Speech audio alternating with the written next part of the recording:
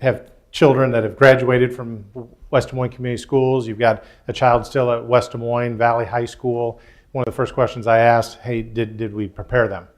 Did they leave West Des Moines Community Schools and were able to be successful, whether they went right to employment or enlisted in the military or went on and furthered their education somewhere. And that's why we're here. That's why we exist. So thank you for being here and having that interest. And then the second thing is, I've always said as a former elementary principal, if you want your children to think something's really important, they better kind of catch you at it. And I mean that, I think about even in literacy, if you want your children to think that reading is important, they better catch you reading, whether for enjoyment or for information. How many of you here right now have a book going just for pure enjoyment, that you're reading just for pure enjoyment? Okay, we got a few hands up.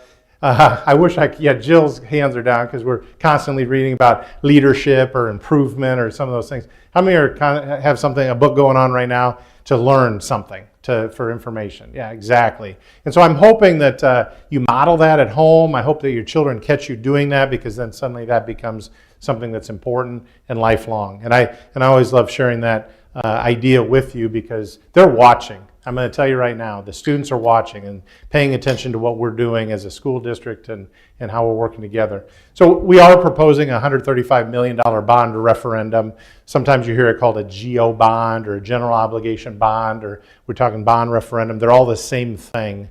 And it's okay if you haven't heard of this before, because West Des Moines Community Schools, it's been over 20 years since they've proposed a GO bond or a bond referendum. And so really what that is, I think about it in my own setting. If I were to need a new vehicle or a new roof or something in my home because everything kind of wears down and breaks down, I can go and get a loan and have it now and then pay for it over time. And so that's kind of what we're suggesting. We're recognizing that there's some things that need to happen in our building, that we want to have our access for our students and for our families and for our teachers, and then similar to that loan, pay for it over time. Is in reference of a general obligation bond, first it takes a 60% supermajority to pass. So that's kind of important to understand. So as a community, you have to kind of decide, is this a direction we want West Des Moines Community Schools to go? And what Brian said at the beginning is really my orientation and how I feel about it. I just want you to be informed. I serve you. Superintendent, I have the privilege of serving you and serving the families. And if this is something that you want us to do, great. And we'll execute. And if it's not, we understand that that's what the community wants or doesn't want, and we will continue to serve you well. This is something that's paid over 20 years' time and to kind of complete. But again, we can do some things right now. So why now? You just heard me say that for over 20 years, West Des Moines Community Schools hasn't come to you and asked you for a general obligation bond. Why now? Well, I think the stars are aligning a little bit. We've been performing basically an 18-month assessment of our buildings. We know that anything in your home requires maintenance. Concrete's cracking somewhere right now in our school district. I do know where it's at. I've seen it. So concrete's always needing replaced, carpet's needing replaced. Things in your home, your roofs, just as the general wear and tear on your buildings is the same at your home, where you have to change out carpeting and change out water heaters and change out furnaces and air conditioners and roofs and all those things. They're like homes here. We have 9,000 kids and 1,700 adults running through our homes each and every day. They're going to wear out. So as we've kind of finished that assessment, we recognize there's pretty significant need across the district. Pretty significant need, and having conversations about how can we kind of take care of that, and really in a responsible way, in a more responsive and responsible way. And so as we started having these conversations, we realized, and I've jokingly said, I think there's an old country western song, there's more month than money. And what we were learning is that in order to really kind of get somewhere with our plan and advance us as a school district in this, with what's needed as a competitive edge, we knew that we were going to have to look at something like a GO bond. We knew that we wanted to enhance what was going on in classrooms. So learning, obviously that's our mission critical, why we're here, where the magic happens in the classrooms between our fantastic staff and faculty and our wonderful students. We also knew that we wanted to make sure that students have that school experience that you and I were talking about when we walked in. So it's not just about going to class. When I walked through, we were actually in Valley High School doing all kinds of classroom visits today with Mr. Shapaw, and we were talking about, how are you getting involved in your school, not just going to class. Well, what are you doing for extracurricular, co-curricular, clubs? How are you connecting and getting that sense of belonging and that sense of care in your school besides just going to class? And that's really important. And so then when we encourage this, we need to make sure that we have the spaces in order to execute on that. And I'll talk a little bit more about the proposed projects based on that. And then lastly, we want to attract and retain. I want to be the school district of choice. I want to be the place where faculty and staff and people say, hey, I want to work for West Des Moines Schools and pick here. And they have a choice. And I think we're starting to see that in the market. And I think teachers are shopping around. It's a buyer's market, at least anymore it is. It's kind of a buyer's market. And so I think that's important. And then I also want to be the school district of choice. So families have a lot of choice. And families are shopping around. Principals report families coming in and doing building tours all of the time. I did share this story with the last group. I've been doing a lot of conversations in schools. And mom came up to me and said, I've got a daughter. She's a junior. She's got her niece, her daughter's cousin, same age, over at Waukee Northwest. They went over for a volleyball game, and she said her daughter just went, wow, could I come here? And no, you're going to get that great education in West Des Moines Community Schools, but it was kind of a tip of the hat, if you will, to the mom that, the surroundings, what you come to school each and every day matters. Think about that. As you pull up in front of our schools, do our schools look like a place that are warm and welcoming, inviting, and well kept? If you drove up to a daycare and you just saw the lawn littered with, toys and broken stuff and gates hanging off and things didn't look, would you drop your child off there? You'd probably keep on driving. And so really thinking about how to have the facilities that you, as a parent in your mind's eye, have for what you'd like to experience each and every day. And those are grounded very nicely in our desired daily experiences. So, that's kind of why we're looking at that now. It's really important that we set ourselves up for the future and we have a school setting and a standard that meets your expectations and what the kids and the teachers deserve. So that's kind of why we're talking about now. I do share this story when I think about being the employer of choice. Now I'll contradict that. I had a brand new teacher, great guy, comes up to me and says, new teacher, and says, well, when I got here, I ended up bringing my hot melt glue gun. And he says, I brought my hot melt glue gun and I glued down carpet squares, because it's all squares now, because then if you get a stain, you can kind of replace them. You can see these. And he says, I glued down a lot of squares, and then I started gluing down like veneer and things that were kind of popping on different countertops and different things. Colleague comes in, sees me gluing that down, says, hey, can you come over and glue down my stuff? So he goes over to the next classroom and starts gluing. And I'm thinking, this is employer of choice, Finette. This welcome, bring your glue gun and your carpet cleaner. And so just thinking about how to ensure that we have instructional spaces that are ready for kids. And so if you've been in our buildings, you've probably seen rooms, because they're there, that have duct tape holding down the carpet, and we just kind of make do, if you will, and it's just time to bring everything back up to a standard and be able to get the next 25, 30 years. I will not be here in the next 25, 30 years, but we need to, I think that's our responsibility now, to prepare our buildings and then continue to kind of pay that forward and prepare. We want West Des Moines Community Schools to be a destination district for a long, long time. So I'm going to turn it over to Kurt, and he's going to talk a little bit about funding sources, because we do get a lot of questions about how does school funding work and different funding sources, and just kind of help us put all that together. Good evening. So there's a lot on the chart. I just identify a couple of things that are specific about school finance in Iowa. Number one, it's a little complicated, but at the same time, I think we can simplify it tonight in a couple of ways. Number one, the general fund, which is typically the largest fund for any school district, that pays our salaries and benefits. It pays for utilities. It pays for gasoline for the buses. It's really our operational fund. And so it's by far and away the largest, but we can't use that money. Even if we had spare money there, we can't use it for capital improvements. It's not allowed by Iowa law.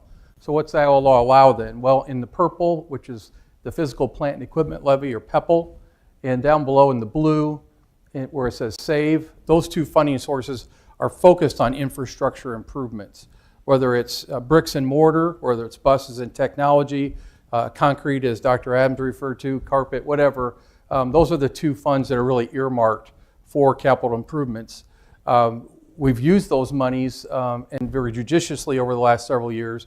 We've also borrowed against those two funding sources to the extent where you think about some of the big projects we've tackled in the last few years, the CTE building over at Southwoods, the major improvements at Stillwell, Clive, Crestview, Fair Meadows. You just go down the list. There have been a lot of good projects completed, but yet there's still much to be done. So we have borrowed through other sources up to this point, but now it's time, if we're going to go forward, we need to borrow through general obligation bond. So you can see how some of the ways we've used those funds, in both with PEPL and with SAVE. And again, you'll see on the list for both of them debt repayment. About 60% of the funding that we get annually for those funds over the next 5 or 6 years is still committed to debt repayment. So that's why we will continue to use resources to augment, again, infrastructure replacements through those funds, but it's very much limited because we've already borrowed to do those projects that I just listed a little bit earlier.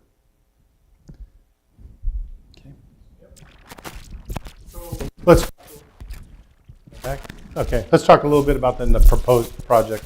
I did want to point out before I started, it's you've got, if you're sitting in the room, you've got a fantastic Board of Education that's supporting your students and what's going on. Yeah, that deserves a little clap, right? Yeah, or snap. Right behind you, Finette Elliott, board member. Thank you for being here tonight. Right here, Lila Starr, board member. Thank you for being here. Mike Andreski is in the back, another board member, and Dr. Jill Johnson in the back. And so you've got board members that are uber focused on student success in the classroom, and really I'm going to use the word demanding better outcomes for our schools here in West Des Moines Community Schools, and really recognizing that, I'm sorry, my board president. Oh, this is my board president, Anadelia Morgan from Minnesota. Thank you. I'm so sorry I didn't look this way. Here's my board president. Boy, I'm in big trouble now. 5 board members out of 7 here tonight. How cool is that? Uber focused on better student outcomes for students. And there is research that connects school setting and facilities with student outcomes. Let me give you a little bit of an example. Air quality. Air quality. I used to, as a principal, I used to call it violent temperature variances. And I termed that myself, violent temperature variances. Classrooms where they're just absolutely freezing and kids want to wear their coats and they come home. I mean, it's in September. It says the buildings are absolutely freezing. I can't concentrate. For me, the hot ones, when it's just so hot that you can't concentrate and focus, and that's for the teacher and the students. Lighting, fluorescent lighting, the ballasts start to buzz and start to flicker. Again, there's just, those are just to name a few, but facilities can contribute to better student outcomes. And so really important to kind of look at that and say, how do we make them better for greater learning? And so what we did, which I really appreciated in this board, including Anadelia Morgan, president, who's here, this board really values parent input. And so this summer we did a survey, 2,500 respondents, which I thought was fantastic. And we started asking you some questions about what's important to you. And you can see that impact on student learning was, and thankfully, number one, with 44% saying, I think green was, isn't it, super agreeable. I don't remember the term that you used, but just kind of absolutely. So really that modernization of classrooms, again, where that magic happens, where teacher and student comes together and student learning happens. So to be real frank, we started talking about that right there and then as the foundation. That became our foundation. That's where we just kind of backed into that. How do we modernize and prepare classrooms from instructional technology to just the setting that allows high levels of learning to occur? So we called that Pillar 1, the foundation. Modernize and update all district buildings with a focus on those instructional spaces. So we're going to improve the physical learning environment. And that includes everything. You can find stains. Well, you can find stains here, but you can find stains in classrooms and rips and tears and furniture that needs replaced, cabinetry and those kinds of things. This also includes, like I said, air quality, LED lighting. There's some plant maintainability that comes with that as well. When you change out, you put occupancy sensors and LED lighting, costs go down, so that's a positive thing. We also talked about district playgrounds. That was important to families. We want to get kids out on the playground and have a safe place to do that. And then something that really just kind of started coming out as we started talking about our buildings, that reconfiguration of the main entrance at Valley High School. We are very sincere about the safety of our students. All of our buildings are locked. They all have a single secure front entrance. The Valley's is a little bit different. It's kind of, we kind of, I wasn't here, but made the best out of it, if you will. But really what needs to happen is before, families and students and anybody can enter, the area where all students are, they need to really be checked through an office better. And so we've got an idea on how to reconfigure the main entrance at Valley to enhance safety and security. So all of those projects together, and my math doesn't gonna feel like it's math and quite right, so just kind of follow along. It's about $106 million. And that would be the playgrounds, MEP, which is mechanical, electrical, plumbing, which is to the tune of, I think it was about 40%, if I remember right, of the 106. That's the lighting, so you can kind of get a sense of what it's going to take to upgrade these buildings and modernize them and prepare them for the next 25, 30, 35 years, okay? So that's pillar one. I think you do have, I'm going to let you kind of take the controls. We do have exemplars across the district, simply because we've done some projects that Kurt was kind of talking about. So this is kind of a 360 view of what we consider the standard classroom based on projects that we've done in the last 3 years.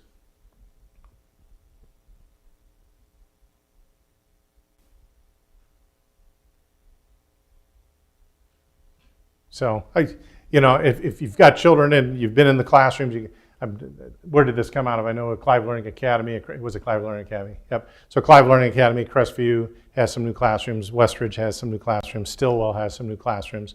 Valley Southwoods has a few, just based on some of the projects that we've done in the last 4 or 5 years. So then, once we got done talking about how important that instructional space and enhancing the student learning is, what other things were we trying to accomplish with this? Suddenly, and it was during a public forum that all of a sudden I went, I'm starting to see a pattern here. And Alicia, it was all about access. It was all about, hey, our students are so involved in so many things. Do we have the space to accommodate that? I'm proud to say that, that our students are really involved in co-curriculars and extracurriculars. But with that, we need the space in order to do those things. And so a couple things that the conversations that we've had that how we can ensure that. The first was constructing a new $35 million multi-purpose activities facility, and that's on district land owned here just south of the public library. And I'll show you kind of a picture, a rendering a little bit where that's kind of tucked in. You might say, Matt, what are you going to do with that? My response is almost, what aren't we going to do with that? And when we think about archery to junior ROTC, to girls wrestling, boys wrestling, dance, cheer, marching band, soccer, football, help me out. I think, I'm not going to have that complete comprehensive list. And then I was talking with the athletic directors just last Thursday or Friday, and he said, we probably don't even know all the things that we're going to be able to do with that. There's more on the list that, Jordan Creek, I think Annie Orsini's already reserved it for the first month. She says, I'm coming down, I'm bringing kids down. And so this is truly a space, a multi-purpose space that's going to allow us access. Did I say softball pitching? Because I was talking to Tom Bakey a little bit about this. And he was like, I can't imagine not pitching at 9 o'clock at night in the gym. Actually having access to something that also doesn't damage my doors. Because trust me, softballs make paint fall off walls and dent doors. I'm just saying. And so just kind of thinking about how that space can be utilized. The second thing, we started really talking about the fine arts and the opportunity for our students to really feel like they're on Broadway, to really feel like they're, center stage, in performances, and realizing we really didn't have that space to do that. And so started looking at, We were told, and the feedback was the Stillwell auditorium that we put on was too small. And if you've been there, I'll be frank, I kind of agree with that statement. I was there when Adam's Family opened. There's Ira. The Adams Family opened up the play, and so I was there during the musical. Beautiful production, but it was kind of standing room only, and they couldn't get all the parents in there. So we're talking about a 500-seat performing arts center at Indian Hills, and I'll show you kind of where that might be as well. And then construct a new. This is what, and no offense, architects, but we are so notorious at not putting enough storage when we build schools. I've been in this 30 years, and I've never really been in a school that's like, we've got the storage we need here. I don't think I've ever said nobody. And so storage is always an issue. We're talking about a construction of a new band and equipment storage facility right there at Valley Stadium. And then a couple other projects for access. I've been told we're the only CML school that junior high doesn't have a track. So we started talking about where could we put this track? And through the conversation, it's like, hey, time out. Up at Valley Southwoods, we already have a track. Could we take that resource and just enhance that? And I think that that's kind of a smart move. And so we're talking about how to enhance the track up at Valley Southwoods. And then this is the one that, Jill, I don't even like talking about. And that's, it just drives me crazy every time we talk about this thing. And I have a recent story from talking to the kids in the sound booth, is upgrade the technology and equipment at Valley, the Stapleton Performing Arts Center. It's like 12 years old, and we can't get light bulbs in certain fixtures because they're obsolete. And then, Tim, what did we pay for a bulb the other day because it's so obsolete? Like $2,500 for a light bulb because you just can't get it. That's just crazy. And but that stuff turns and changes so quickly and gets obsolete. So when you look at that pillar 2, which is all about access, these projects total $55 million. So if you kind of do the math, you might say, hey, Matt, your math isn't mathing. So I want to show a couple of renderings, and thank you to FRK, our architect. They're here tonight. This would be a rendering outside of the multi-purpose space that I'm kind of talking about. Kind of tucked in on land we own, like I said, just south of the library. This kind of helps out. This is a little bit better. So there'd be some new parking. It's like 125, 130 spots of parking, and then the proposed building tucked in right there.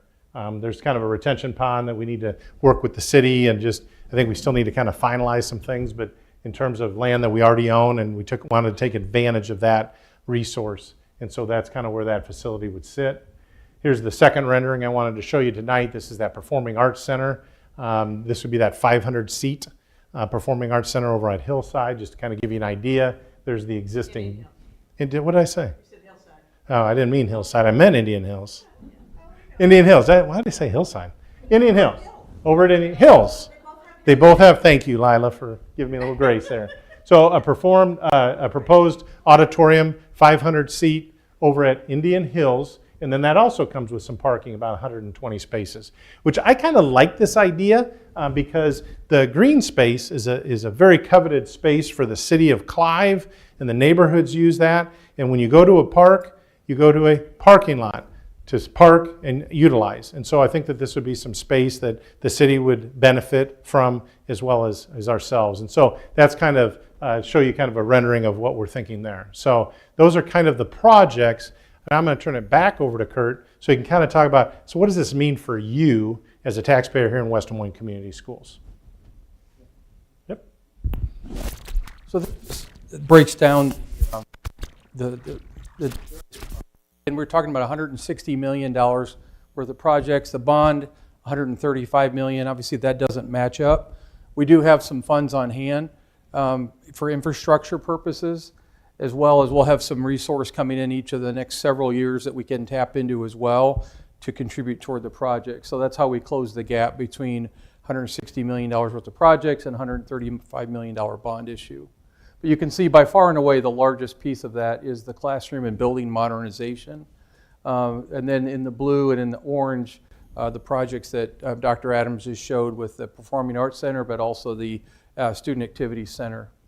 And then you can see the other items that we've talked about a little bit already, the track and field, playgrounds, the Stapleton Center, band storage, and finally a brand new video board for Valley Stadium would be on the list as well. So what's the tax impact? Well, it's a property tax sourced bond.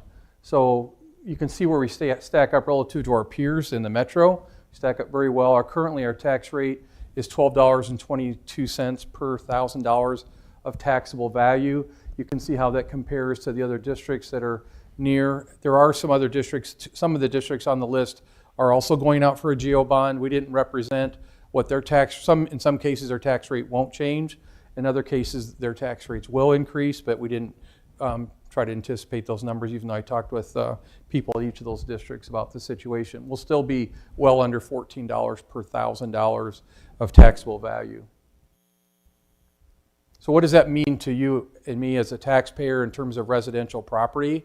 The median price of a home or value of a home in the West Des Moines area is close to $300,000. So we use $300,000 as our benchmark. And so on a monthly basis, that's a little over $17 a month in terms of property tax. So 2 or 3 cups of coffee in a month would cover that. But that's what we're anticipating based on the size of the bond. Okay.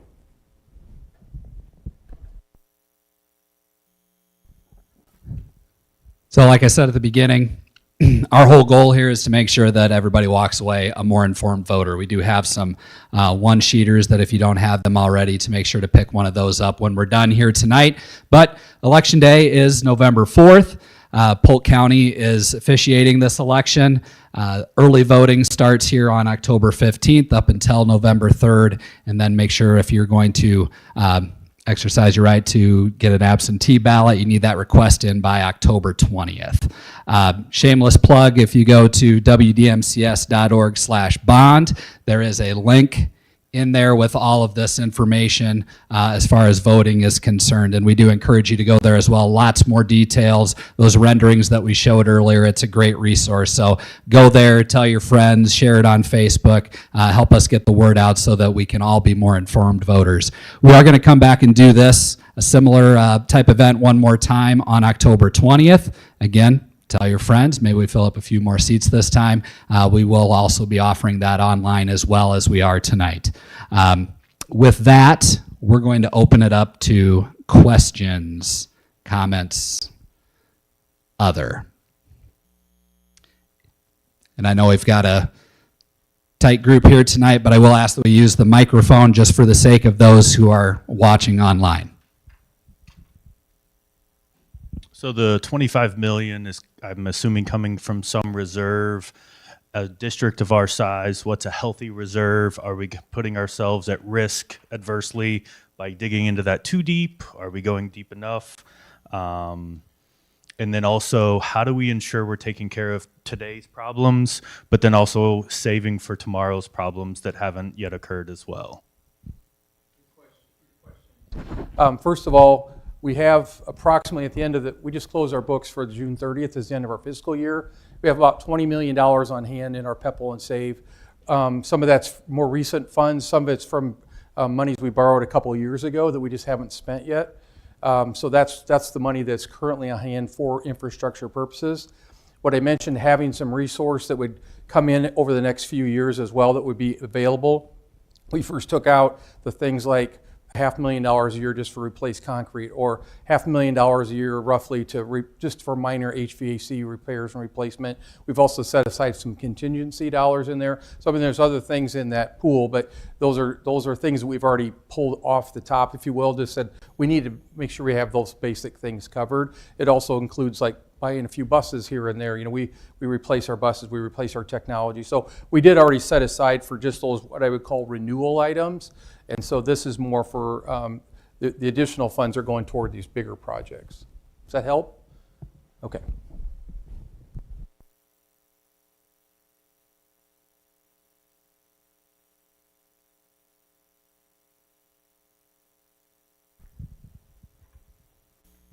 Thank you.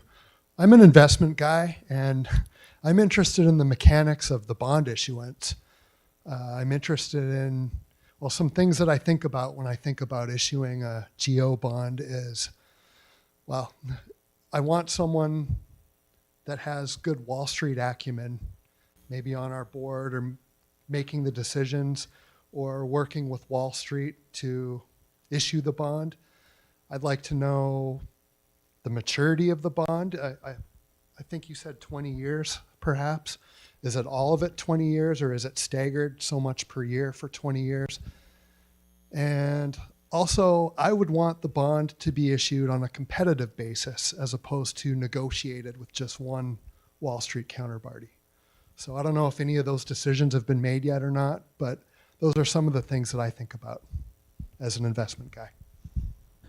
Good questions, and I'd be glad to talk more about this later, but I'll talk about some of it right now. Hope this is helpful. So we do have financial counsel. We use Piper Sandler. They are involved in over 40 bond issues that are going up for vote in November. So they're very experienced in school financing, and I've worked with them over the years. So Piper Sandler is the financial advisor. We also have bond counsel at Allers Law Firm. And so those are two key advisors in this entire process. The bonds are publicly bid. There's a process. They put them out on an electronic portal, and all the different firms bid, and they'll see what's the best bid for us.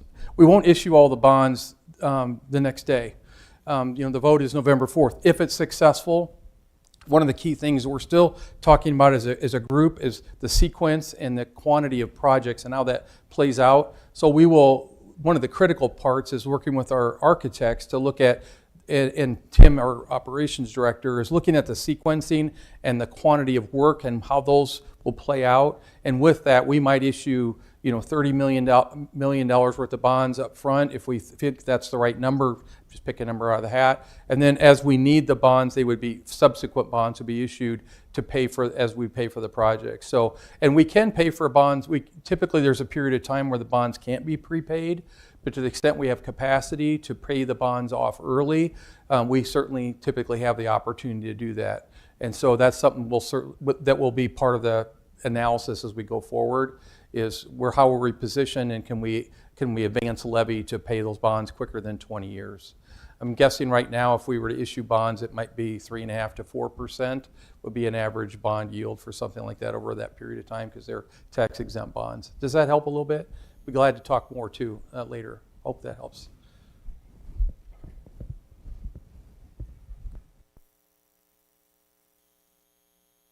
Questions?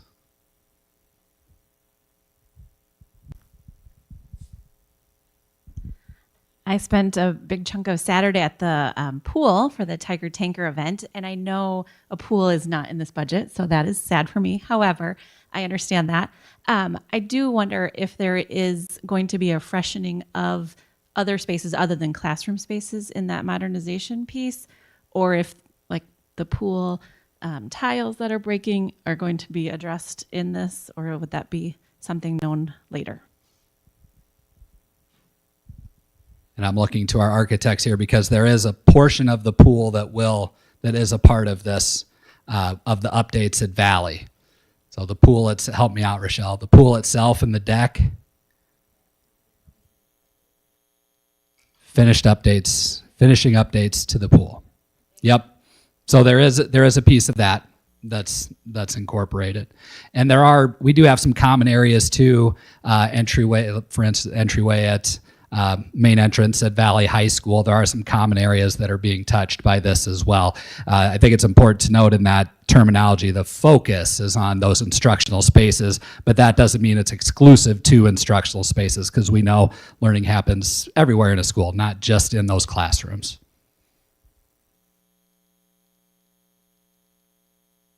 Any other questions?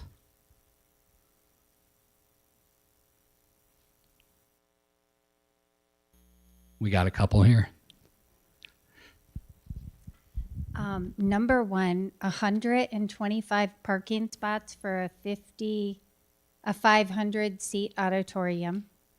I'm kind of curious about how we came up with that number at the Indian Hills, because that's always an issue when I used to go to events with my family, and as my grandkids get ready to go to Indian Hills, that doesn't seem like adequate parking to me for a 500 seat facility. The other thing I have is just a comment that I filled out the survey, and the survey led me to come to the conclusions that you have. So it led me to come to the conclusion to get new IT stuff. It led me to the conclusion to update the buildings. I didn't have options to say I wanted other things. So to me, it feels a little bit like this is a movement. Someone already has a plan, and I just got asked questions how I can fit in the plan. I support the district, and I'm willing to pay the money. That isn't the issue, but when we do this the next time, I think it's really important to ask the community what they want, because I know that we're investing in a lot of sports facilities and that will bring students to our district, but I really want to make sure we're investing in national merit scholars too, and that we're really, that helps our property values. So I want to make sure that we're balancing those things. And I appreciate that we're looking into investing in the buildings, because I do see how they're deteriorating. So thank you. So a couple things there. First, the parking at Indian Hills. I think we're trying to strike that balance between adding some parking and not infringing too much upon that green space that's there. And compared to, I think, what is offered is street parking right now. So I do think that, the idea behind that is that those 125, 130 spaces would definitely make an impact. Help me with the rest of it. Survey. So but there was quantitative and qualitative aspects of that survey. There was, in which we did consider both parts of that. There was aspects where you could tell us where there were write-in votes, essentially. So we did consider that as well, and we hosted those listening sessions as well. So I think I hear that, and we did try to strike a balance between all of the different areas. We were also getting input too from our strategic planning process and going through the desired daily experiences that we heard from our students and our staff and our families over the last year plus. So I think it was more than just that. We were definitely leaning on more than just that community interest survey. Anything else to add? Dr. Adams? Putting you on the spot. Not at all. I think you hit it. Jen, we kind of talked about triangulation. That was just one data point of dozens and dozens of data points. I mean, quite frankly, we relied quite a bit on the assessment, that 18-month assessment first. And so that, in a lot of ways, that survey and that open-ended response and the open forums that we've had, and quite frankly, just having conversations with families, throughout the district over the years, kind of all pointed in that same direction. So we used multiple data points and kind of triangulated all that. We didn't rely solely on that one, and just kind of being redundant to Brian's answer.